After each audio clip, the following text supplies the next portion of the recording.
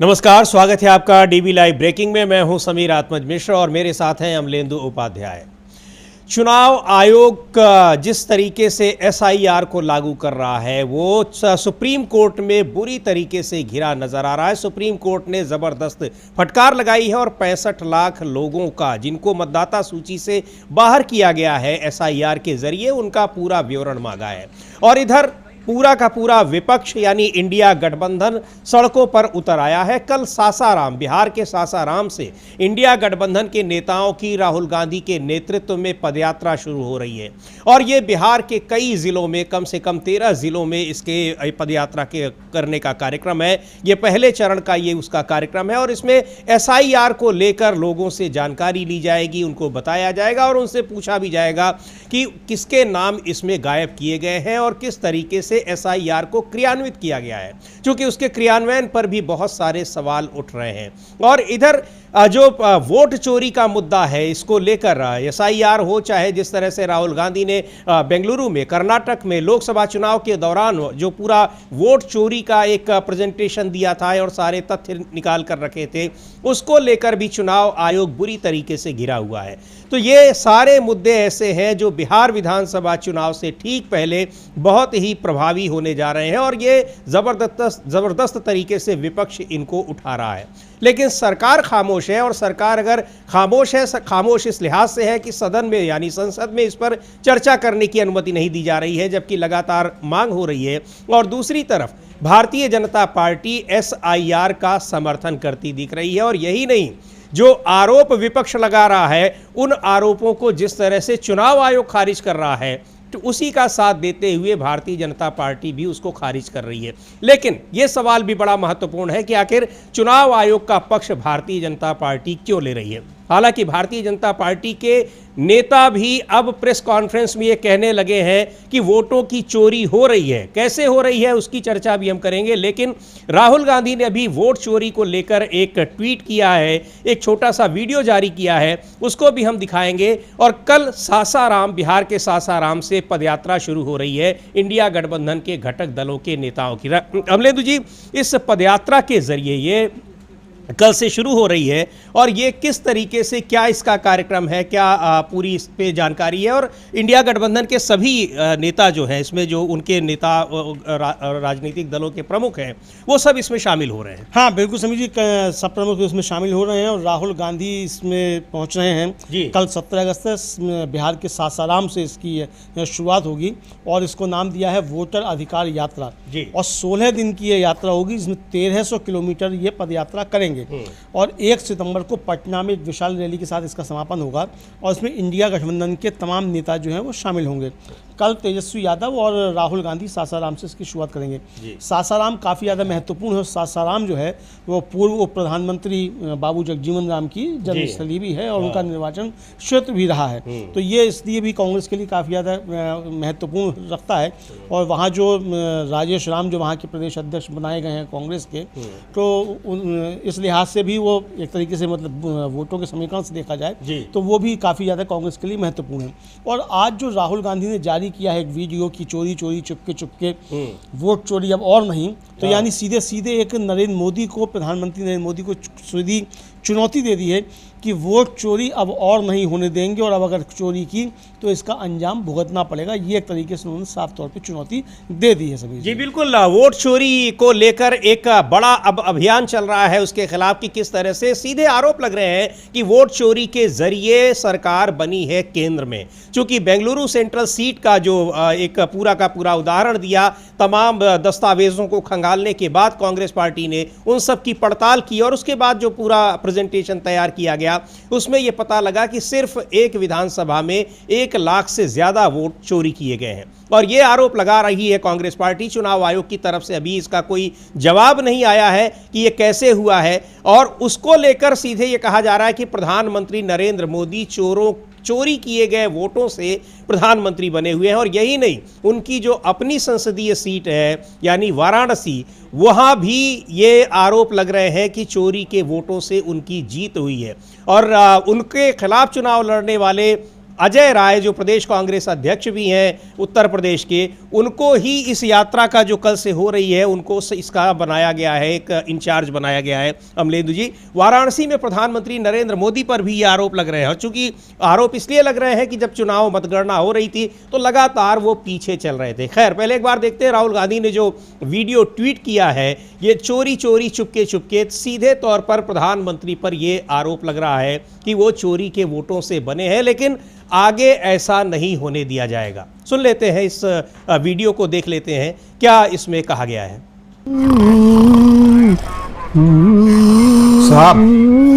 साहब रिपोर्ट लिखाना है। अबे पुलिस स्टेशन में रिपोर्ट नहीं लिखवाएगा तो क्या खाना पकवाएगा? हाँ बोल। साहब चोरी का रिपोर्ट लिखाना है। अबे किस चीज की चोरी? गाय बैल भैंस साइकिल मोटरसाइकिल का चोरी हुआ है? पैसा टका गहना बीवी, हाँ? किस चीज की चोरी? वोट साहब, हमारा वोट चोरी हुआ है। अरे दिल में चढ़ा लियो का बे? वोट भी कहीं चोरी होता है का? होता है साहब, एक नहीं लाखों वोटों का चोरी हो रहा है। मतदाता सूची से नाम काट के फर्जी वोट डाल के वोट चोरी होता है। साहब वोट तो चोरी हुआ है हमारा।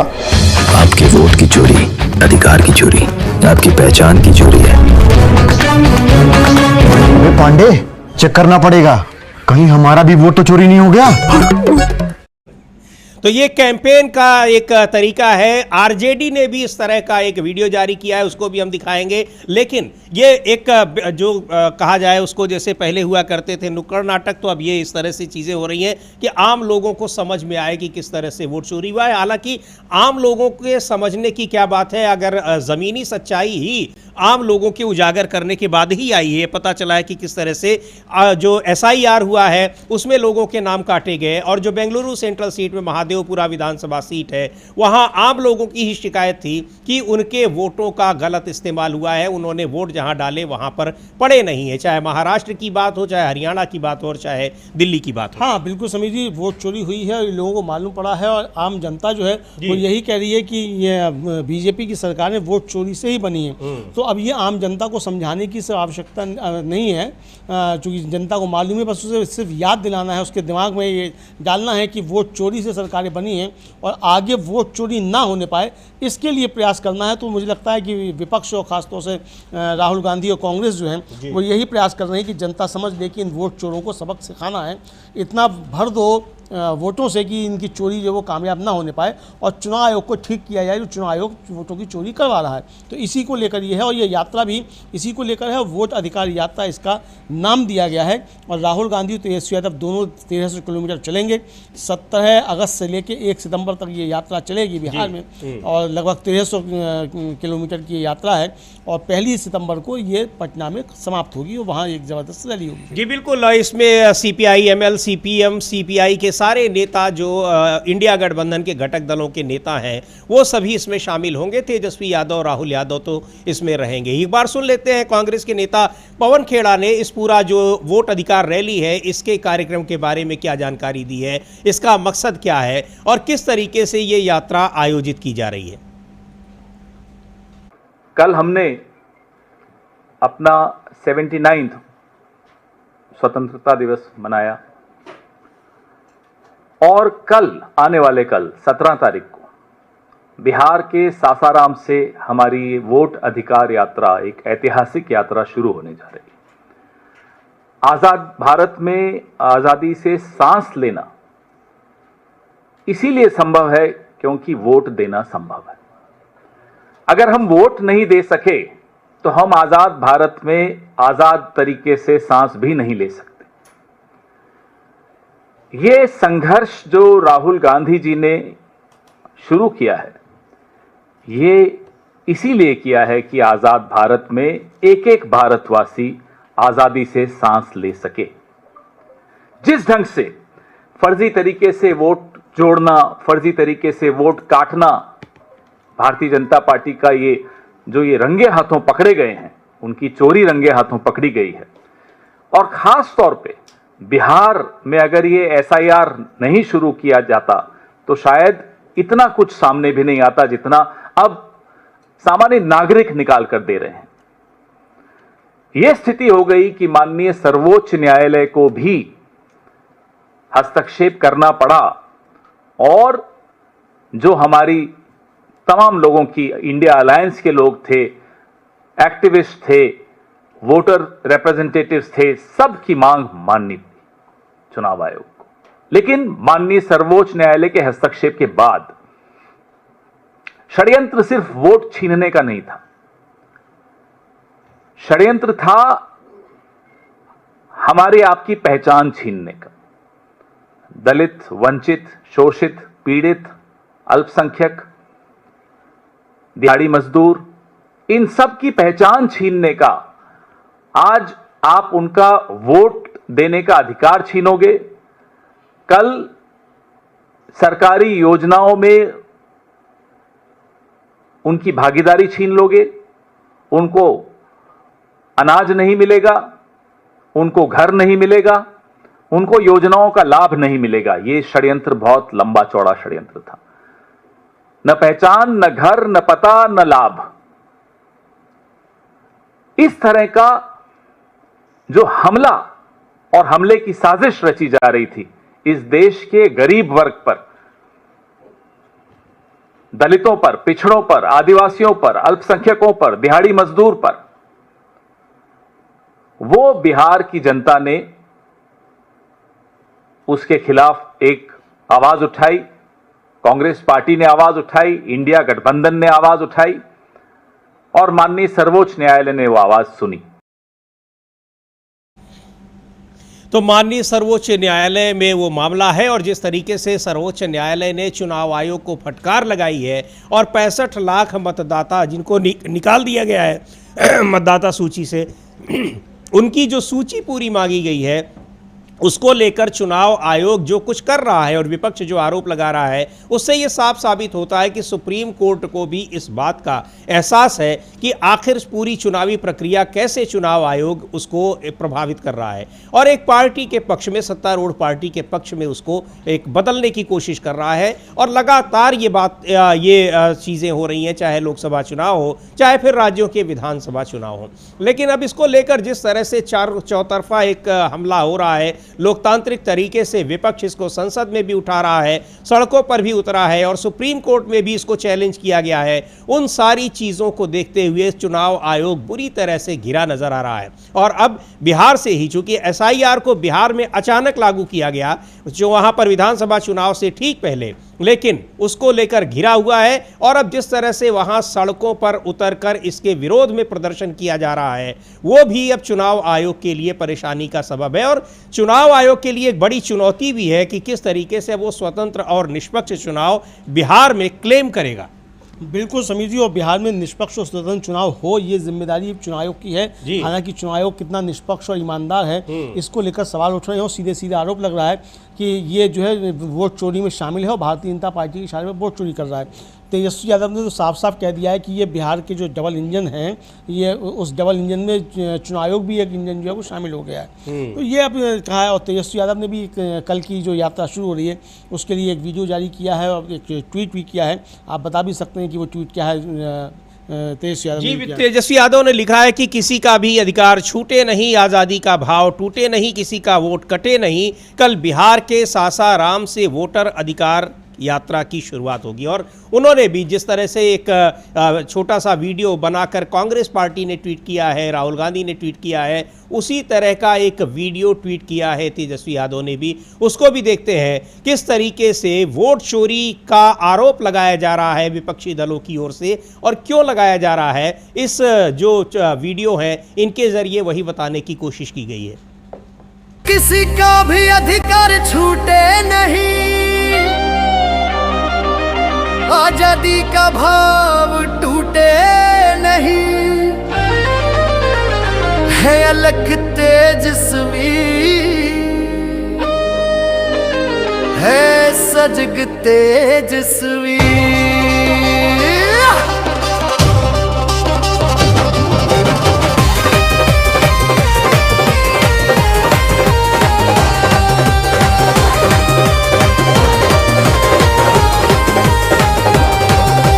किसी की वोट कट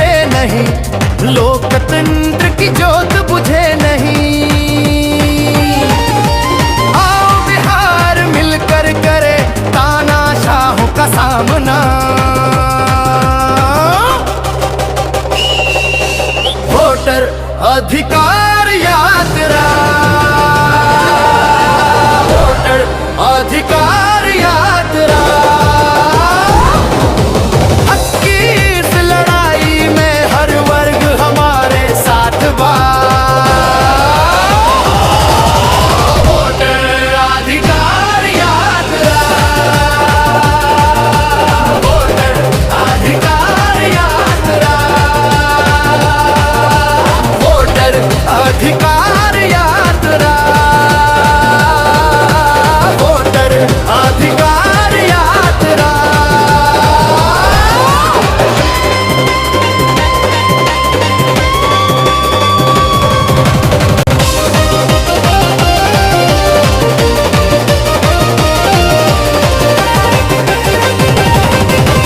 बूढ़े बुजुर्ग बच्चे युवा सबकी ये आवाज बा। वोटर अधिकार यात्रा, वोटर अधिकार यात्रा। बिहार की समृद्धि के लिए संविधान बचाने और लोकतंत्र मजबूत करने के लिए आप भी वोटर अधिकार यात्रा से जुड़े। आपका साथ बनाएगा मजबूत बिहार। तो ये वीडियो जारी किया है तेजस्वी यादव ने, यानी आरजेडी ने। और वोटर अधिकार यात्रा, ये एक यात्रा कल से शुरू होने वाली है। राहुल गांधी, तेजस्वी यादव और जितने भी इंडिया गठबंधन के घटक दलों के नेता हैं, डी राजा हैं, दीपांकर भट्टाचार्य हैं, इन सब के वहाँ पहुँचने की, ये इसमें शामिल होने की बात कही गई है। और एक बड़ा अभियान चलाया जा रहा है। बिहार के इन 16-17 दिनों में करीब 23 जिलों को कवर किया जाएगा इस यात्रा के जरिए, और इसमें लोगों से मिला जाएगा। वहां पर जनसभाएं होंगी, रैलियां होंगी, और ये करीब 23 जिलों से होकर गुजरेगी ये यात्रा। वोटर अधिकार यात्रा इसको नाम दिया गया है। और चुनाव आयोग पर आरोप लगाया गया है कि वो सरकार के साथ मिलकर वोटों की चोरी कर रही है। हाँ बिल्कुल, सरकार के साथ मिलकर वोटों की चोरी कर रहा है चुनाव आयोग, ये आरोप लग रहा है जी। और अखिलेश यादव ने एक बहुत लंबी चौड़ी बातचीत कही है समीर जी आज ही। और अखिलेश यादव का साफ तौर पर कहना है कि समय समय पर चुनाव आयोग पर उंगलियां उठती रही हैं, चाहे वह ग्राम प्रधान का चुनाव हो, विधानसभा का चुनाव हो, लोकसभा का चुनाव या कोई अन्य चुनाव हो। स्वतंत्र और निष्पक्ष चुनाव सुनिश्चित करना और लोगों का इस संस्था पर विश्वास बढ़ाना चुनाव आयोग की जिम्मेदारी है। लेकिन हम देख रहे हैं कि लोग चुनाव आयोग के काम के तरीके से असंतुष्ट हैं। हाल ही में इंडिया गठबंधन ने वोट चोरी के खिलाफ आवाज उठाई और नतीजा ये हुआ कि सुप्रीम कोर्ट को भी विपक्ष के रुख से सहमत होना पड़ा। और अगर चुनाव आयोग के एक भी अधिकारी के खिलाफ कार्रवाई की जाए तो कहीं भी वोट चोरी, वोट डकैती ऐसी कोई लूट नहीं होगी। ये बहुत बड़ी बात अखिलेश यादव ने कही है। हम लोग सुनवाएंगे भी कि अखिलेश यादव क्या कह रहे हैं। लेकिन साफ तौर पर यह कहा जा रहा है कि अगर चुनाव आयोग के किसी एक भी अधिकारी के खिलाफ कार्रवाई हो गई तो ये वोट चोरी रुक जाएगी। और समीर जी, तृणमूल कांग्रेस ने तो सीधी सीधी मांग की है कि जो पूर्व मुख्य चुनाव आयुक्त हैं राजीव कुमार, उनके खिलाफ FIR दर्ज हो, उनकी गिरफ्तारी हो। चूंकि 2024 के लोकसभा चुनाव में वोट चोरी के लिए राजीव कुमार सीधे सीधे जिम्मेदार हैं। तो ये साफ तौर पर आवाज उठ रही है। तो अब ये मामला बढ़ सकता है। और अमलेंदु जी, इसमें तो अब सीधे सत्तारूढ़ पार्टी भी उतर आई है। ये कही है कि कांग्रेस, भारतीय जनता पार्टी के नेता अनुराग ठाकुर तो साफ साफ कह रहे हैं, राहुल गांधी ने तो केवल एक जगह का अभी प्रमाण दिया है और उन्होंने कहा है कि मेरे पास अभी कम से कम 25 सीटों के प्रमाण है लोकसभा में। लेकिन अनुराग ठाकुर कह रहे हैं कि 6 लोकसभा सीटों पर उनके पास जानकारी है कि वहां वोट चोरी हुई है। इसका मतलब चुनाव आयोग ने वोट चोरी की है। यह आरोप अब भारतीय जनता पार्टी भी लगा रही है। यह स्पष्ट हो गया। हाँ बिल्कुल, और भारतीय और जो चुनाव आयोग ने उसको मिसलीडिंग भी करार नहीं दिया है। हाँ। इसका मतलब स्वीकार कर लिया है कि चोरी हुई है। और ना ही बीजेपी ने कोई खंडन जारी किया या अनुराग ठाकुर ने कोई खंडन जारी किया। किसी ने कोई खंडन जारी नहीं किया। इसका मतलब चुनाव आयोग ने वोट चोरी की है, ये बात अनुराग ठाकुर ने कही है और इसको चुनाव आयोग ने स्वीकार कर लिया है कि हाँ उसने वोट चोरी की है।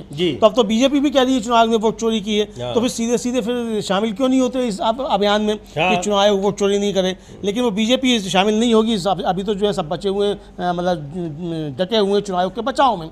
लेकिन ये मामला बढ़ता जा रहा है और सुप्रीम कोर्ट ने जो आदेश दिया समीर जी, मंगलवार की शाम तक सुप्रीम कोर्ट के आदेश के अनुसार वेबसाइट जो है वो अपडेट करनी होगी और सारा डाटा उस पर देना होगा, किसके वोट काटे हैं, किसका नाम काटा है, किस आधार पर काटा है, ये सब करना होगा। जी बिल्कुल, क्यों काटे गए हैं, और ये डिमांड राजनीतिक दलों की ही थी, और सारा डाटा उस पर देना होगा, किसके वोट काटे हैं, किसका नाम काटा है, किस आधार पर काटा है, ये सब करना होगा। जी बिल्कुल, क्यों काटे गए हैं, और ये डिमांड राजनीतिक दलों की ही थी, लेकिन राजनीतिक दलों की डिमांड को तो रिजेक्ट कर दिया, अस्वीकार कर दिया चुनाव आयोग ने। यहां तक कि सुप्रीम कोर्ट से भी कहा कि हम नहीं देंगे, लेकिन सुप्रीम कोर्ट ने कहा कि आपको देना पड़ेगा, और अब 22 तारीख तक की उनको तारीख दी गई है कि आप 22 तारीख तक इसको जमा करिए, शुक्रवार तक। और इसको लेकर जो समाजवादी पार्टी के नेता अखिलेश यादव क्या कह रहे हैं उनको भी सुनते हैं। और ये वोट चोरी का मामला बड़ा मामला बन गया है, जिसको लेकर इंडिया गठबंधन अब सड़कों पर उतर आया है। सुन लेते हैं अखिलेश यादव को क्या कह रहे हैं।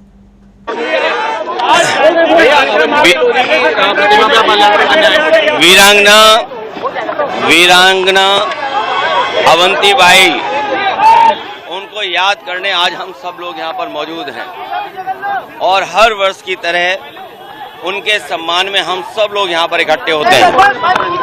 वीरांगना अवंतीबाई, उनका योगदान 1857 की आज़ादी की लड़ाई में बहुत बड़ा योगदान रहा। वीरांगना अवंतीबाई और उस समय 1857 की लड़ाई अगर भारत जीत जाता और आज़ाद हो जाता तो आज भारत की तस्वीर ही कुछ और होती। कल ही करते रहना चाहिए और जारी हमेशा रहेगा। और खासकर पीढ़ी का समाज अपने तमाम ऐसे महापुरुषों को और उनके योगदान को अगर पहचानेगा तो समाज और एकजुटता बढ़ेगी और इकट्ठा दिखाई देगा। सुप्रीम कोर्ट ने ईवीएम हरियाणा चुनाव की ईवीएम अपने पास बुलाई, जब उसको रिकाउंट किया गया तो हारे हुए प्रत्याशी 51 वोटों से जीता। ये इलेक्शन कमीशन है कि नहीं सर? सरपंच चुनाव का इलेक्शन कमीशन पर समय समय पर उंगलियां उठाई हैं, और चाहे वो प्रधानी का चुनाव हो, विधानसभा का चुनाव हो, लोकसभा का चुनाव हो या अन्य चुनाव हो, ये इलेक्शन कमीशन की जिम्मेदारी बनती है कि निष्पक्ष चुनाव हो। निष्पक्ष चुनाव के साथ साथ इलेक्शन कमीशन की इंस्टीट्यूशन पे लोगों को और भरोसा बढ़े। इधर जो हम लोग देखते हैं कि इलेक्शन कमीशन के जो फैसले हैं, इलेक्शन कमीशन का जो काम करने का तरीका है, उससे लोग संतुष्ट नहीं हैं, अविश्वास पैदा हुआ है। अभी हाल ही में जो वोट चोरी, वोट डकैती को लेकर के बड़े पैमाने पर देश को इंडिया गठबंधन और खासकर जो बीजेपी से अन्य दल हैं, उन्होंने कोशिश की, और उसका परिणाम ये हुआ कि सुप्रीम कोर्ट को भी उन बातों को मानना पड़ा जो विपक्ष कह रहा था। इलेक्शन कमीशन पे कई बार उंगली उठी है, और यूपी के चुनाव में तो न जाने कितनी बार उंगली उठी है। ये तो पहला फेज था कि जहां हम अपना वोट बचा सकते हैं, अपनी वोटर लिस्ट में शामिल कर सकते हैं, ये पहला चरण है। लेकिन इसके बाद जो प्रशासन काम करता है, सरकारें जो काम करती हैं, उस पर इलेक्शन कमीशन कोई कार्रवाई नहीं करता। मुझे याद है कि जिस समय उंगली उठाई थी इलेक्शन कमीशन पर, तो 18,000 वोटों का जो डिलीट किया गया था, उनकी जानकारी इलेक्शन कमीशन को दी, एफिडेविट के साथ दी। लेकिन अभी तक इलेक्शन कमीशन ने एक भी अधिकारी के खिलाफ कार्रवाई नहीं की। अगर एक भी इलेक्शन कमीशन के खिलाफ कार्रवाई हो जाए, मतलब अधिकारी के खिलाफ इलेक्शन कमीशन कर दे कार्रवाई, तो मैं समझता हूं कहीं भी वोट चोरी, वोट डकैती या इस तरह की लूट नहीं होगी। बाकी ईवीएम से सवाल नहीं है कि हारा हुआ कैंडिडेट सुप्रीम कोर्ट के सामने जीत रहा है 51 वोटों से। देखिए, इलेक्शन मशीन पर हमेशा सवाल खड़े होते हैं।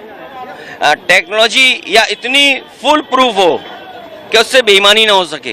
कई बार लोग वोट डाल करके आते हैं ईवीएम में और पता लगता है उन्हीं का वोट जीरो निकला। ये भी खबरें हम लोगों ने सुनी हैं। ईवीएम में पहले से वोट पड़ा हुआ, इसकी भी खबर सुनी है। ईवीएम के इतने महीनों रखने के बाद बैटरी पूरी चार्ज कैसे दिखती है, इस पे भी सवाल खड़ा हुआ। इसलिए जो बैलेट का हमेशा मांग रही है, और अमेरिका की नकल करें, जापान की नकल करें और जर्मनी की नकल करें। जर्मनी में तो सरकार और वहाँ के सबसे सुप्रीम कोर्ट का ये फैसला है कि अगर ईवीएम से वोट पड़ेंगे तो अनकॉन्स्टिट्यूशनल होगा। तो इसलिए बैलेट के से वोट पड़ रहे हैं। वहाँ अमेरिका में भी बैलेट से वोट पड़ते हैं, और वहाँ खुद किससे वोट डालना ये चॉइस है। माउंटबेटन और कांग्रेस को पार्टीशन का जिम्मेदार ठहराया गया एनसीईआरटी। देखिए, जब से भारतीय जनता पार्टी आई है सबसे ज्यादा फर्जी काम बढ़ गए।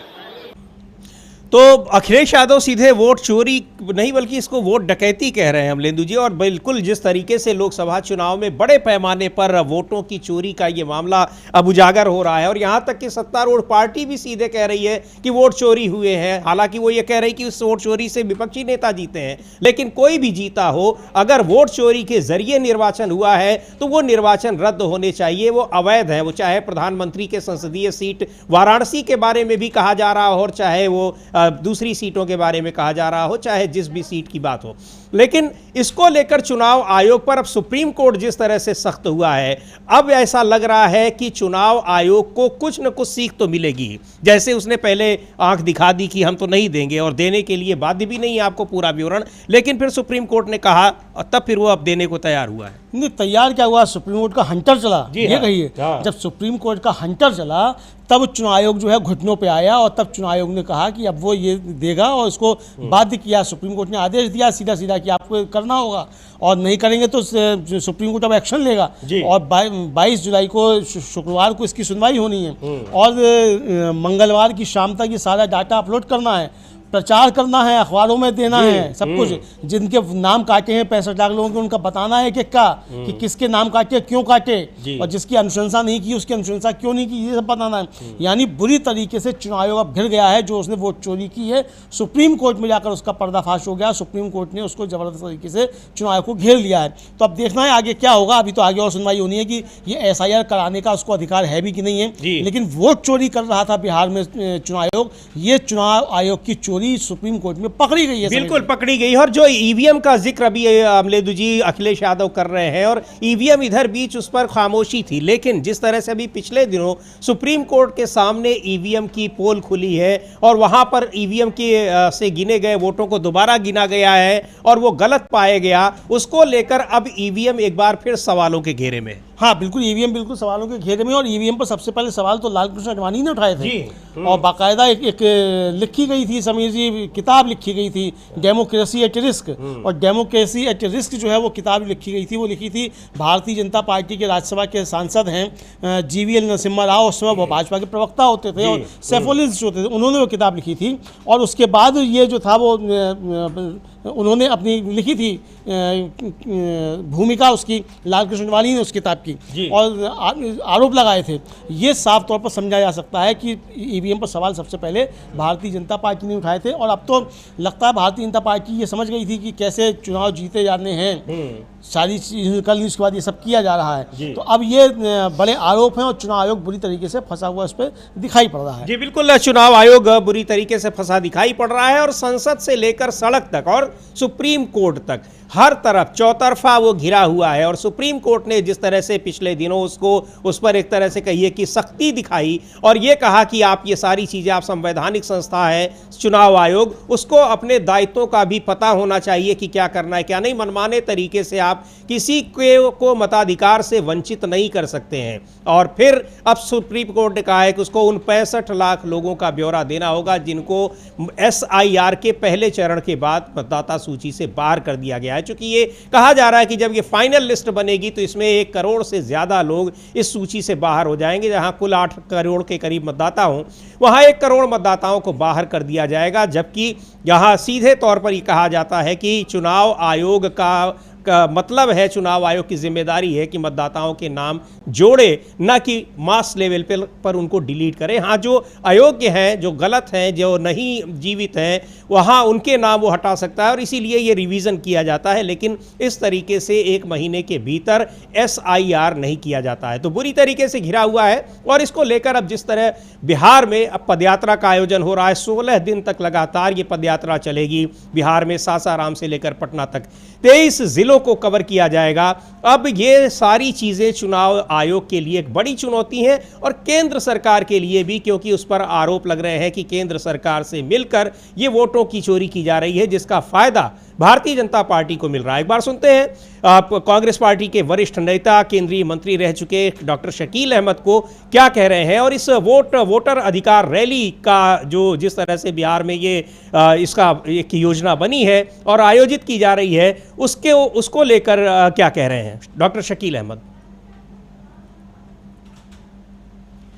तो ये सुनेंगे शकील अहमद को और क्या कह रहे हैं। लेकिन वोटर्स के अधिकार को लेकर अब एक बड़ा कैंपेन इंडिया गठबंधन चला रहा है और सीधे तौर पर आरोप लगा रहा है कि ये चोरी किए गए वोटों से केंद्र की सरकार बनी है, महाराष्ट्र की राज्य सरकार बनी है, हरियाणा की राज्य सरकार बनी। हाँ, बिल्कुल यही कहा जा रहा है कि चोरी से बनी है समीर जी, और चोरी से ये सरकार बनी है और वोट चोरी कर रहा है। और अखिलेश यादव ने जैसे अभी कहा कि जब विपक्ष ने आवाज़ उठाई इस चुनाव आयोग वो चोरी कर रहा है, डकैती कर रहा है, तो सुप्रीम कोर्ट भी उससे सहमत दिखाई पड़ा, ये कहना है। लेकिन कपिल सिब्बल जो सीनियर एडवोकेट भी हैं और राज्यसभा के सदस्य भी हैं, उन्होंने भी इस वोट चोरी पर चुनाव आयोग पर अपनी बात कही है। उनको भी हम लोग सुनेंगे कि कपिल सिब्बल क्या कह रहे हैं समीर जी। लेकिन ये मसला बड़ा है और कल से जो यात्रा शुरू हो रही है राहुल गांधी की, ये यात्रा काफ़ी ज़्यादा महत्वपूर्ण है। वोट चोरी के खिलाफ राहुल गांधी की यात्रा, और ये एक बड़ा क्रांतिकारी परिवर्तन देखने को मिलेगा। बिहार की धरती वैसे भी जन आंदोलनों की धरती रही है और सुप्रीम कोर्ट में खुद सुप्रीम कोर्ट के जस्टिस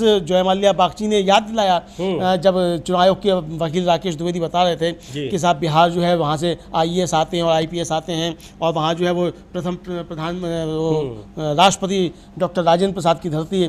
तो जो जस्टिस जयमाल्या बागची ने याद दिलाया कि हाँ, और लोकतंत्र की जननी भी है। तो यानी आप जो एक तरीके से ये टिप्पणी भी समझी जा सकती है समीर जी कि जहां आप वोट चोरी करने की कोशिश कर रहे हैं वो लोकतंत्र की जननी है, तो वहां वोट चोरी नहीं हो पाएगा। तो इसको हम लोग इस तरीके से ले रहे हैं। उसी ने बताया है कि कैसे वोटों के जरिए शासनाध्यक्ष चुने जाते हैं। कैसे शासनाध्यक्ष चुने जाते हैं। और पहला चुनाव जो एक तरीके से होता था वोटों के जरिए, वो वहीं से शुरुआत मानी जाती है।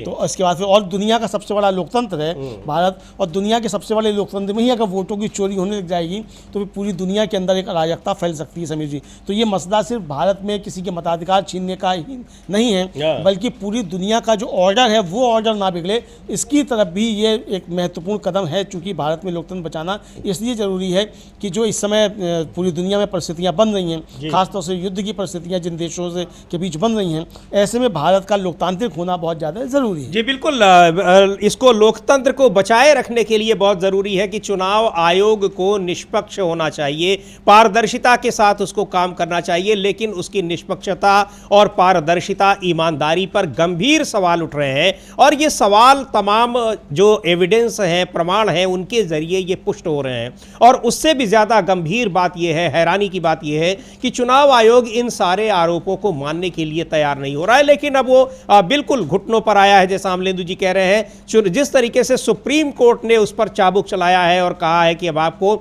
ये सारी जानकारी आपको देनी पड़ेगी, आप इनको छिपा नहीं सकते हैं। मतदाता सूची से 65 लाख लोगों को बाहर कर देना ये छोटी मोटी बात नहीं है, आप उनके लोकतांत्रिक अधिकारों का हनन कर रहे हैं और अब ये सूची देनी पड़ेगी चुनाव आयोग को। बहुत सारी चीजें स्पष्ट हो जाएंगी। सुन लेते हैं कपिल सिब्बल को, बड़े वकील हैं, राज्यसभा सदस्य हैं, केंद्रीय मंत्री रह चुके हैं और SIR को लेकर जो याचिकाएं दायर की गई हैं उसमें बड़ी मजबूत दलीलें उन्होंने पेश की हैं सुप्रीम कोर्ट के सामने, जिसके बाद सुप्रीम कोर्ट ने अपना ये अंतरिम आदेश जारी किया था और चुनाव आयोग को निर्देशित किया था कि उसको 65 लाख लोगों का पूरा विवरण देना होगा। कपिल सिब्बल को सुनते हैं। इस दिल से के एपिसोड में हम बात करेंगे जो बिहार में इलेक्शन होने वाला है अक्टूबर नवंबर में इसी साल, उसके बारे में बात करेंगे। ये जो इलेक्टोरल रोल में जो वोट जिनके नाम वोटर लिस्ट पे हैं 2025 की वोटर लिस्ट पे, उनको काटा जा रहा है। लेकिन ये मुद्दा जरूर है कि ये हो क्यों रहा है, इसके पीछे मकसद क्या है, सोच क्या है और होना चाहिए या नहीं होना चाहिए था। अगर होना चाहिए था तो किस तरीके से होना चाहिए। तो पहले मैं लवासा साहब आपसे पूछूंगा, कुछ भी हो, अगर वो 18 साल से उसकी आयु है और जिस जगह वो रहता है वहाँ वोट करने का उसको हक है, तो ये सब क्यों हो रहा है? देखिए, अगर इसको आप उस नज़रिए से देखें जिस नज़रिए से निर्वाचन आयोग ने अपना 24 जून का ऑर्डर जारी किया था, तो उनमें उन्होंने एक लफ्ज इस्तेमाल किया था कि no eligible voter should be left out. Right.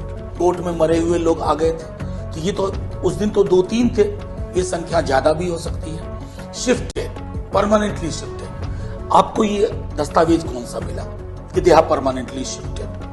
कहीं ऐसा तो नहीं कि जो उस मीटिंग में प्रिजम्पशन था, पूर्वाग्रह वाला प्रिजम्पशन, कहीं वो प्रिजम्पशन फैक्ट को तो कलर नहीं कर रहा?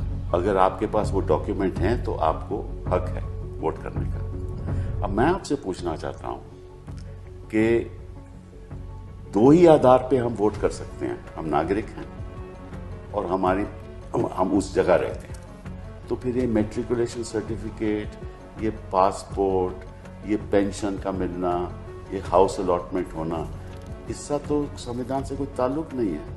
आप नागरिक हैं, आपको वोटर के रजिस्टर होने का अधिकार है, लेकिन आपको ये अधिकार मिलेगा कि नहीं मिलेगा ये ERO या AERO चूज करेगा। लेकिन क्या उस लेवल के सरकारी अफसर को ये तय करने का अधिकार है कि आप वोट दें या ना दें? मतलब you don't expect your election commission which is a non partisan, Hindustan बदल रहा है, आप समझते नहीं सर इतना भी ना। तो ये जो लोग हैं, मनोज झा भी इसमें है, मनोज झा भी पिटिशनर हैं और SIR को लेकर और चुनाव आयोग की भूमिका को लेकर जिस तरीके से चुनाव आयोग अपने इस चुनाव की प्रक्रिया को संचालित कर रहा है, तो बड़े आरोप लग रहे हैं, घिरा हुआ है, सुप्रीम कोर्ट से भी लताड़ लग रही है। और अब चुनाव आयोग क्या करेगा, क्योंकि सीधे तौर पर कहा गया है कि SIR को खारिज किया जाए। संसद में भी इसको लेकर लगातार वहां पर प्रदर्शन हो रहे हैं, मांग की जा रही है कि चर्चा हो, SIR को खारिज किया जाए। अब जो जिस तरह से सुप्रीम कोर्ट का रुख दिखाई पड़ रहा है, और सुप्रीम कोर्ट ने साफ तौर पर कहा था कि ऐसे अगर केसेस हमारे पास आ जाए 12 केसेस, तो हम इसको खारिज कर देंगे, जिसमें मृत लोगों को जीवित लोगों को मृत बताकर उनको मतदाता सूची से बाहर किया गया है। और ऐसे 12 क्या, यहाँ तो पूरी की पूरी लाइन लगी हुई है ऐसे लोगों की। एक विधानसभा क्षेत्र से ही 17 लोग पहुंच गए थे। जी हाँ। तो अब ये है, लेकिन जो आदेश दिया है सुप्रीम कोर्ट ने, इतना आदेश ही चुनाव आयोग की वोट चोरी पकड़ने के लिए काफ़ी है। और चुनाव आयोग के माथे पे पसीना छूट रहा है बुरी तरीके से समीर जी। और अब अभी तो ये भी सुनवाई होनी है कि इसको संवैधानिक अधिकार है भी कि नहीं है। हाँ। अभी तो फिलहाल इंटरिम ऑर्डर है, तो फाइनल आदेश ये भी आ सकता है कि ये अधिकार है ही नहीं, आप कर ही नहीं सकते हैं। तो ये बहुत गंभीर चीज़ है, चुनाव आयोग बुरी तरीके से फंसा हुआ दिखाई पड़ रहा है। और ये राहुल गांधी की जो यात्रा शुरू होगी, ये एक नया जन आंदोलन जो है वो उभार पे आएगा। और जिस तरीके से अभी पिछले दिनों विपक्ष के सांसदों ने मार्च किया, चुनाव आयोग तक जा रहे थे, उनकी सबकी गिरफ्तारी हुई। 78 सालों में पहली बार हुआ समीर जी कि पूरा का पूरा विपक्ष के सांसद जो है लोकसभा राज्यसभा के सब वो गिरफ्तार करा लिए गए। तो ये अघोषित आपातकाल जो है, यही अघोषित आपातकाल है, तो ये समझा जा सकता है। तो बहुत आरोप इस सरकार के ऊपर है, ये भी है कि वोट चोरी से नरेंद्र मोदी प्रधानमंत्री बने हुए हैं। और मांगा जा रहा है कि वाराणसी का भी हमको डाटा दीजिए, मशीन रीडेबल फॉर्मेट में उसको दीजिए, ताकि वहाँ की चोरी भी जो साफ की जा सके। तो चोरियाँ तो हुई हैं, ये बात तो समझ में आ रही है, चूंकि अब बीजेपी भी इसको कह रही है कि चोरियां हुई हैं। जी बिल्कुल, बीजेपी भी कह रही है कि ये वोट चोरी हुई है और कई विपक्षी नेता वोट चोरी के जरिए जीते हैं। अब उसके आरोप ये क्या है नहीं है, लेकिन चुनाव आयोग ने अनुराग ठाकुर, बीजेपी नेता अनुराग ठाकुर को कोई नोटिस नहीं दिया है कि वो किस आधार पर कह रहे हैं। लेकिन ये बात सही है कि जो आरोप विपक्ष लगा रहा है, वही आरोप भारतीय जनता पार्टी के नेता और पूर्व केंद्रीय मंत्री अनुराग ठाकुर भी लगा रहे हैं, बाकायदा प्रेस कॉन्फ्रेंस करके पार्टी दफ्तर में।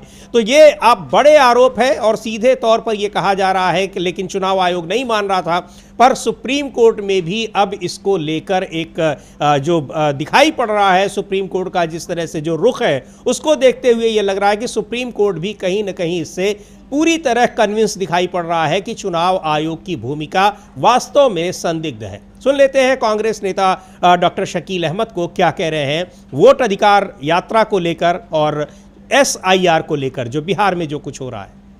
बहुत साफ है जो आप नंबर की बात करते हैं।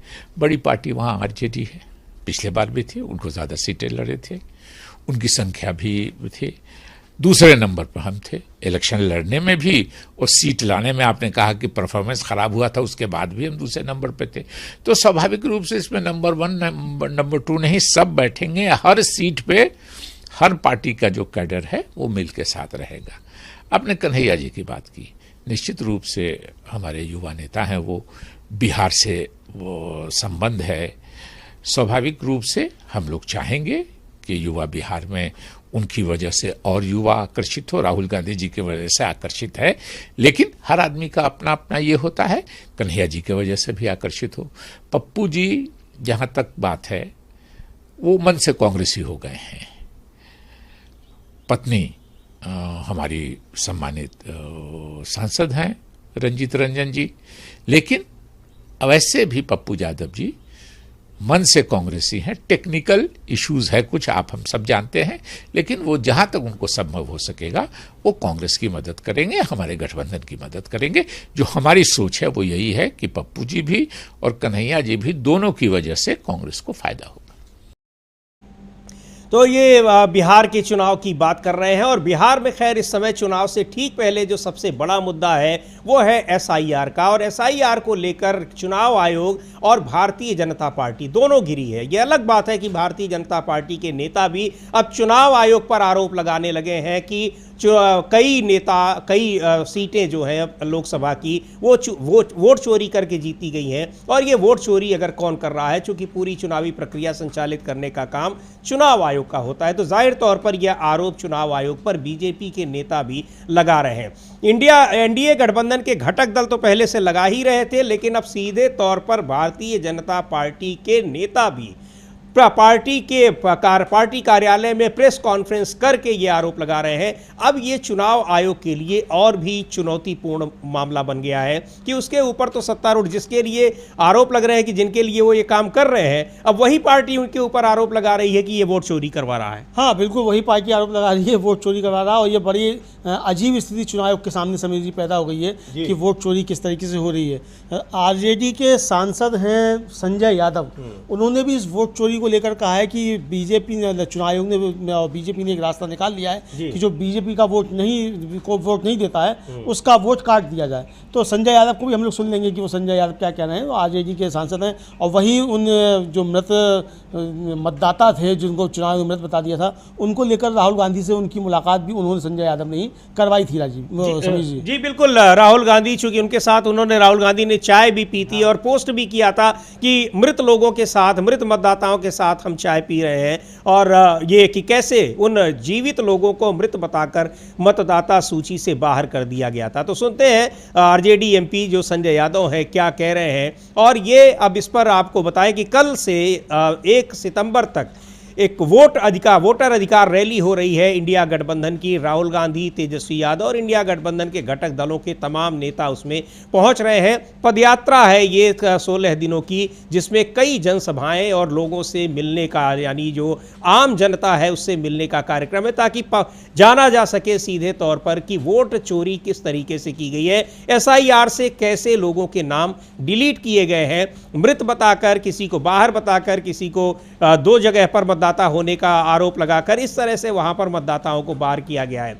लेकिन जो खबरें आ रही हैं, ग्राउंड रिपोर्ट्स आ रही हैं, उनमें कहा जा रहा है कि ठीक से जो ये फॉर्म दिए गए थे उनको भरा नहीं, कहीं पहुंचा ही नहीं, बीएलओ लोगों के पास नहीं पहुंचे, और मनमाने तरीके से फॉर्म भरकर लोगों को मतदाता सूची से तमाम लोगों को बाहर कर दिया गया है। अब जब ये सुप्रीम कोर्ट के निर्देश पर चुनाव आयोग को ये पूरा विवरण देना पड़ेगा, तब ये पता लगेगा कि कैसे लोगों को बाहर किया गया है। खैर, सुनते हैं संजय यादव को, बिहार से ही आते हैं, एमपी हैं, क्या कह रहे हैं। मतलब जो लोग इनको वोट नहीं देंगे, तो इन्होंने लोकतंत्र में एक नया फॉर्मूला इजाद कर लिया है कि उनके वोट ही काट दो।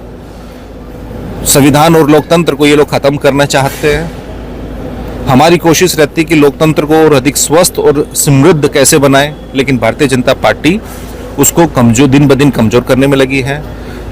बिहार में लाखों दलितों के, पिछड़ों के, अति पिछड़ों और मुसलमान भाइयों के इन्होंने वोट काट दिए हैं। तो उनके जो वोट काटे हैं उसके विरोध में कल लोकसभा में नेता प्रतिपक्ष श्री राहुल गांधी जी और यहाँ के जनप्रिय और लोकप्रिय नेता श्री तेजस्वी यादव जी सासाराम से इसकी शुरुआत करेंगे, और उसमें गठबंधन के तमाम साथी साथ रहेंगे।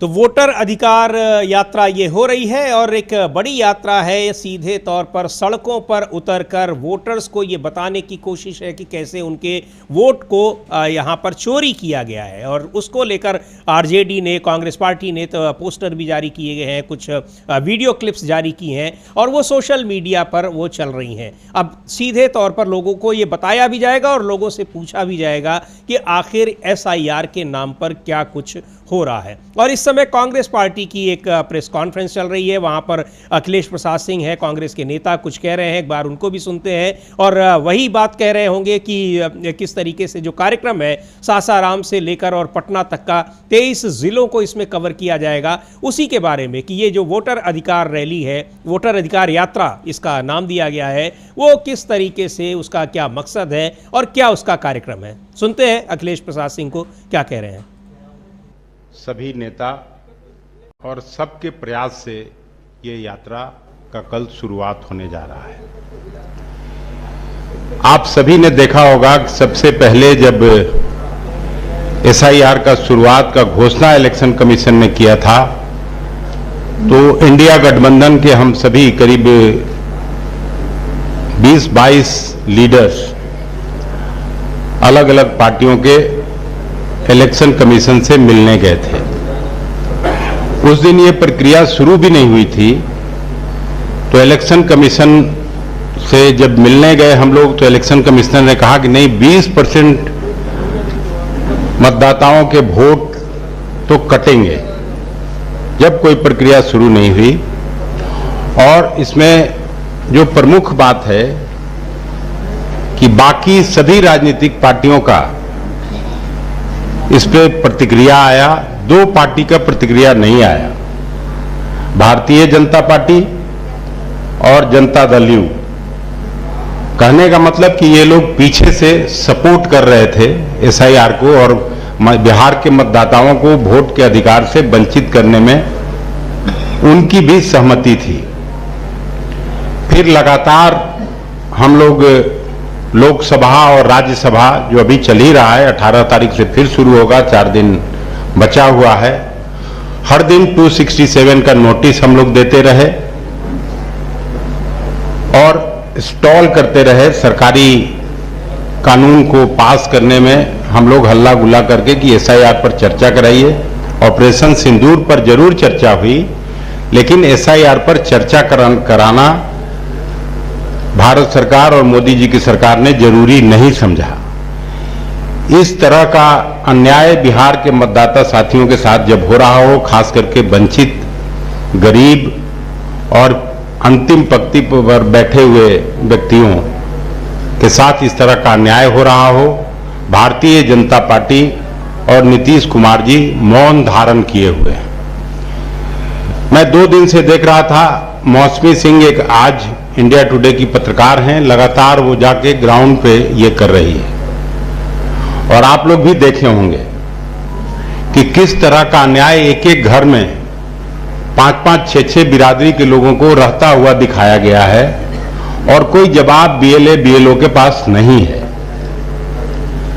इसलिए ये जरूरी समझा कांग्रेस पार्टी ने कि हम लोग बिहार के सभी जिलों में प्राय घूम घूम के और मतदाता जागरूकता अभियान या इस यात्रा का शुरुआत करेंगे। और राहुल गांधी जी ने सुरही अपने ही उन कमान संभाला है। आपने देखा होगा कि पिछले सप्ताह लगभग 300 MP लोकसभा और राज्यसभा के हम लोग मिलने जा रहे थे, मिलना चाहते थे इलेक्शन कमिश्नर से, लेकिन इलेक्शन कमीशन ने फिर अनुमति नहीं दी और हम लोगों ने गिरफ्तारी दी। 3-4 घंटे पार्लियामेंट थाने में हम लोग रोक दिए गए। उसके बाद कोई रास्ता नहीं था इस यात्रा करने के सिवाय। इसलिए आज हम लोग वाजिब समझते थे कि पटना के सभी पत्रकार मित्रों को इसकी जानकारी दी जाए। इस वजह से हम आपके सामने आए हैं। 1950 में जब हमारा संविधान बन रहा था, आदरणीय अंबेडकर जी के नेतृत्व में, उस समय उन्होंने एक बड़ा इंपॉर्टेंट बात कहा था कि संविधान अच्छा तभी हो सकता है जब इसमें चुनाव कराने वाले लोग जो इलेक्शन कमिश्नर्स होते हैं वो मूर्ख नहीं हो और धूर्त नहीं हो। तो 1950 से लेके आज अब लगभग 75 साल हो गए। मुझे लगता था कि उनकी दूरदृष्टि और सोच इसी वजह से थी कि आज ऐसा हो रहा है। और तो 1950 में ही ये कहा गया था कि इलेक्शन इस पद पर जो लोग बैठे हों वो मूर्ख ना हो और धूर्त ना हो। ये बताना चाह रहे हैं शायद अखिलेश प्रसाद सिंह। जिस तरह से चुनाव आयोग पर लगातार आरोप लग रहे हैं, पिछले मुख्य चुनाव आयुक्त भी और मौजूदा मुख्य चुनाव आयुक्त भी, उससे ये लग रहा है कि यही कहना चाह रहे हैं कि शायद आज के जो चुनाव आयुक्त हैं कुछ उसी तरीके के। हाँ, मतलब सीधे सीधे ना कहकर वो घुमा कर कह रहे हैं कि मूर्ख भी हैं और धूर्त भी हैं जी। और ये बड़ा खतरनाक कॉम्बिनेशन होता है समीर जी। मूर्ख अगर धूर्त हो जाए तो बहुत ही ज़्यादा खतरनाक कॉम्बिनेशन होता है। तो अखिलेश प्रसाद सिंह यही कहना चाहते हैं कि जो चले गए मुख्य चुनायुक्त और मौजूदा चुनायुक्त ये मूर्ख भी हैं, धूर्त भी हैं। शायद ये कहना चाहते हैं अखिलेश प्रसाद सिंह। ये कह रहे नहीं कह रहे हम नहीं कह सकते, लेकिन उनकी जो बातें उससे ये लग रहा है। और जो समीर जी ग्राउंड्स की रिपोर्ट्स आ रही हैं, जिस तरीके से सुप्रीम कोर्ट में सुनवाई हुई, चुनाव आयोग के जो तर्क थे सुप्रीम कोर्ट में, उन सबसे लगता है कि मूर्ख भले ही ना हो लेकिन धूर्तता बड़े पैमाने पर की जा रही थी जी। और उस धूर्तता को सुप्रीम कोर्ट ने पकड़ लिया और उस धूर्तता को कान पकड़ के अमेठ दिया सुप्रीम कोर्ट ने अच्छे तरीके से, जो चुनाव आयोग कर रहा था धूर्तता। तो अब ये धूर्तता उसकी पकड़ी गई है। अब आगे ये देखना है कि ये धूर्तता जो बड़े पैमाने पर की जानी थी मतदाताओं का मताधिकार छीनने की, उसको सुप्रीम कोर्ट किस तरीके से रोकता है। फिलहाल चोरी पर तो एक रोक जो है उसने लगाई है और ये कहा है कि आपने जो वोट चोरी कर रहे हैं तो एक एक वोट चोरी जो आप कर रहे हैं एक एक का आपको बताना पड़ेगा कि आपने ये वोट क्यों काटा है और किसका काटा है। जी बिल्कुल। और इसमें जिस तरह से अमलेंदु जी जो एफिडेविट दिया था चुनाव आयोग ने सुप्रीम कोर्ट के कहने के बावजूद, उसके बाद भी कहा कि नहीं हम नहीं देंगे और आपको देने के लिए बाध्य भी नहीं है, तो ये भी दिखाता है कि कैसे चुनाव आयोग हेकड़ी दिखा रहा था सुप्रीम कोर्ट के सामने। यानी मतदाताओं के नाम मतदाता सूची से काट भी दिए और उनको ये बताएंगे भी नहीं कि किनके नाम हमने काटे हैं और क्यों काटे हैं। लेकिन सुप्रीम कोर्ट सख्त हुआ और ये कहा कि आपको बताना पड़ेगा और जल्दी आप दीजिए तब आगे की सुनवाई हम करेंगे। अब ये सूची उनको देनी पड़ेगी। यानी आप ये भी यानी जो किसी का एक मौलिक अधिकार होता है कि आप उसको मतदाता सूची से बाहर कर देंगे, आप एक नोटिस भी नहीं देंगे कि आपको क्यों किया जा रहा है। ये बड़ी हैरानी की बात है। ये चुनाव आयोग का ये कॉन्फिडेंस ये कहां से आ रहा है? यही इसीलिए आरोप लग रहे हैं जो विपक्ष लगा रहा है कि सीधे तौर पर ये सरकार के साथ मिली भगत है और एक बड़ा षड्यंत्र किया जा रहा है। बिल्कुल समीर जी, बड़ा षड्यंत्र किया जा रहा है। और जब पहले दिन सुनवाई हुई थी इस मामले में तो सुप्रीम कोर्ट में चुनाव आयोग के वकील ने खुद कहा था कि एक भी वोट नहीं कटेगा और जो भी वोट कटेगा उसको हम बताएंगे कि आपका हमने वोट काटा है। और फिर 65 लाख वोट काट दिए और फिर ये पता ही नहीं वो 65 लाख नाम काटे किसके हैं। और फिर सुप्रीम कोर्ट में हलफनामा देकर भी कह दिया कि साहब हम तो नहीं बताएंगे किसके वोट काटे हैं, आप हमसे नहीं पूछ सकते। लेकिन फिर सुप्रीम कोर्ट ने कान पकड़ के चुनाव आयोग के ठीक से अमेठे हैं और अब बाध्य हुआ है चुनाव आयोग कि उसे वेबसाइट पे सब डालना है। और सिर्फ वेबसाइट पर ही नहीं डालना है, ब्लॉक लेवल पे भी आपको वहाँ पे जो है कार्यालय है निर्वाचन कार्यालय, उन पर पूरी लिस्ट लगानी है, अखबारों में विज्ञापन देना है, प्रचार करना है, सोशल मीडिया हैंडल्स जो है वहाँ के अधिकारियों के उन पर आपको प्रचार करना है। यानी सब आपको बताना पड़ेगा। जो अभी तक चुनाव कह रहा था कि कागज नहीं दिखाएंगे, कागज दिखाने ही नहीं होंगे, उन कागजों का प्रचार भी करना पड़ेगा।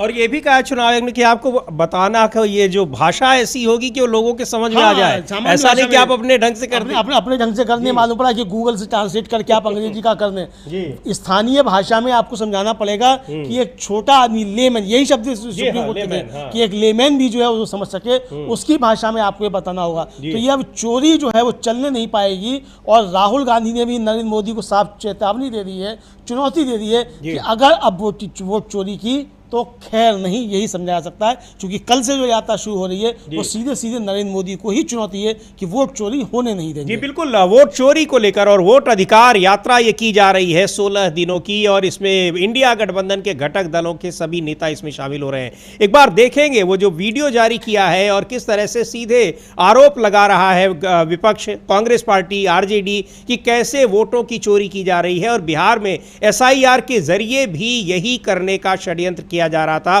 ताकि भारतीय जनता पार्टी को चुनाव जितवाया जा सके। यह विपक्ष का सीधा आरोप है। कांग्रेस पार्टी ने जो एक वीडियो जारी किया, एक बार उसको देखते हैं कि किस तरीके से वोट चोरी को लेकर वो कैंपेन चला रही है। और कल से वोट अधिकार यात्रा इसी मकसद से आयोजित की जा रही है कि लोगों को बताया जाए और लोगों से भी जाना जाए कि एसआईआर की जो प्रक्रिया जो की गई है इसमें किस तरीके से उनके पास बीएलओ आए हैं, अधिकारी आए हैं, और क्या उन्होंने फॉर्म जमा किए हैं या फिर उनके भी नाम यूं ही मतदाता सूची से बाहर कर दिए गए हैं। देख लेते हैं वो वीडियो कांग्रेस पार्टी का जो आज राहुल गांधी ने ट्वीट किया है।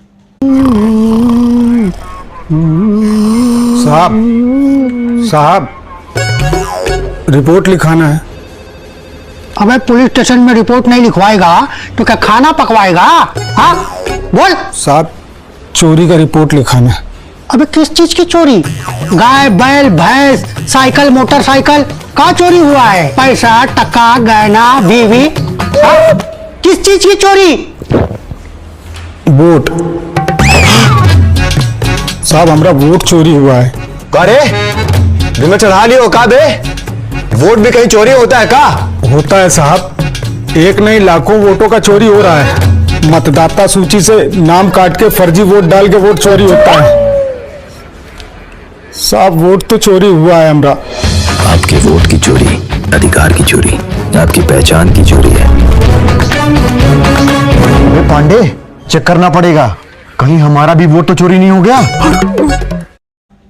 और एक बड़ा मैसेज इस वीडियो के जरिए दिया गया है अमलेंदु जी की यहाँ सामान्य व्यक्ति को अपने अधिकारों के बारे में वो कितना जागरूक है, लेकिन पुलिस वालों को चूंकि नाटक है, ये नाटकीयता है, उसमें उनको ये बातें नहीं पता। और ये सही भी बात है, यहाँ आम आदमी को इसको लेकर जागरूकता भी है, उसको पता भी है। उसने फॉर्म जब उनके पास आए तो भरे भी, इन सब के बावजूद उनका नाम मतदाता सूची से बाहर कर दिया गया। हाँ बिल्कुल, मतदाता सूची से नाम बाहर कर दिया गया और अब वो अपना नाम खोज रहे हैं। और जो पहुंचे लोग वहाँ सुप्रीम कोर्ट में, जो मृतक पहुंचे समीर जी, वो अपना पूरे सब डॉक्यूमेंट्स लेकर पहुंचे थे।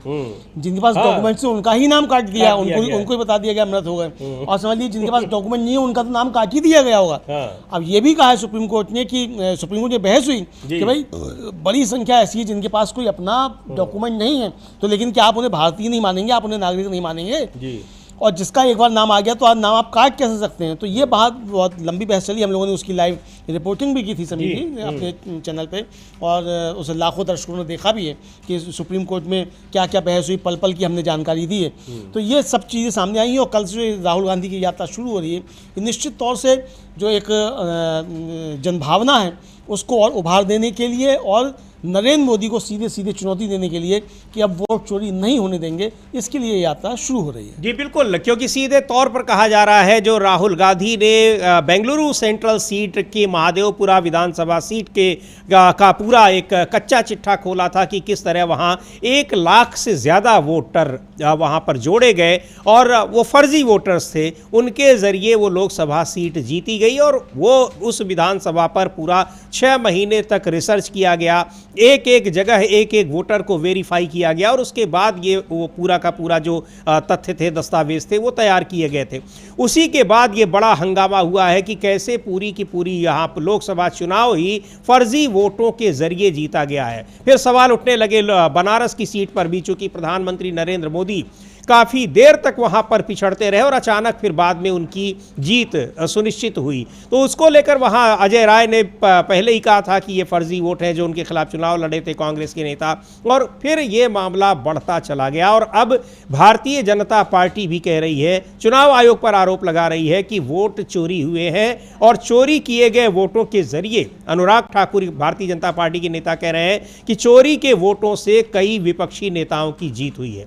हालांकि चुनाव आयोग ने उनको कोई नोटिस नहीं दिया है, उनसे नहीं पूछा कि आपके पास इसका क्या आधार है। राहुल गांधी को नोटिस दिया था लेकिन और कहा था कि आप शपथ पत्र देकर बताएं, पर राहुल गांधी ने कहा कि हमने संसद की पद की शपथ ली है, मेंबर ऑफ पार्लियामेंट के पोस्ट की, हमको बार बार उसके लिए शपथ लेने की ज़रूरत नहीं, आप खुद वेरीफाई करिए जो हमारे आरोप है वो सही है कि नहीं है। लेकिन वो आरोप तो सही है क्योंकि वहाँ एक एक जगह का एक एक एड्रेस पर मतदाताओं की जब पड़ताल की गई पता चला वो तो एग्जिस्टेंस में ही नहीं है, वो तमाम घर और तमाम मतदाता वहाँ पर वो रहते ही नहीं है ही नहीं। बिल्कुल समीर जी, और ये चोरियां पकड़ी गई साफ तौर पर, और चुनाव आयोग जो है अपना मुंह छुपाता फिर रहा है, उसको देखा जाए और छुपने की कोशिश कर रहा है, लेकिन अब वो जबरदस्त तरीके से घिर चुका है और अब तो जनता सड़कों पर होगी समीर जी।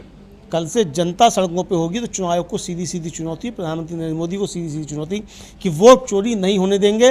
वोट चोरी के जरिए आप अगर मताधिकार छीनने की कोशिश कर रहे हैं तो ये कामयाब नहीं होने देंगे, ये साफ तौर पर ऐलान कर दिया गया है और कल से एक बड़ा आंदोलन जो है हमको उठता हुआ दिखाई देगा। जी बिल्कुल, कल से ये पदयात्रा जो वोटर अधिकार यात्रा शुरू हो रही है इंडिया गठबंधन की। राहुल गांधी कांग्रेस के नेता, तेजस्वी यादव आरजेडी नेता, सीपीआई सीपीएम और जितने भी इंडिया गठबंधन के घटक दल हैं उनके बड़े नेता इसमें शामिल हो रहे हैं। उससे हम आपको लाइव दिखाएंगे उसका पूरा कार्यक्रम और वहां की जो लाइव कवरेज है। डीबी लाइव की टीम भी वहां मौजूद है, रहेगी और पल पल की वहां की जानकारी, क्या कुछ वहां पर उस यात्रा में शामिल लोग क्या कह रहे हैं और वहां जो आम जनता जुड़ रही है वो क्या कह रही है एसआईआर को लेकर और वोट चोरी को लेकर, इन सब पर रहेगी नज़र और आपको लाइव हम दिखाएंगे भी। इस कार्यक्रम को फिलहाल यहीं समाप्त करते हैं। मुझे और अमलेंदु उपाध्याय को दीजिए अनुमति।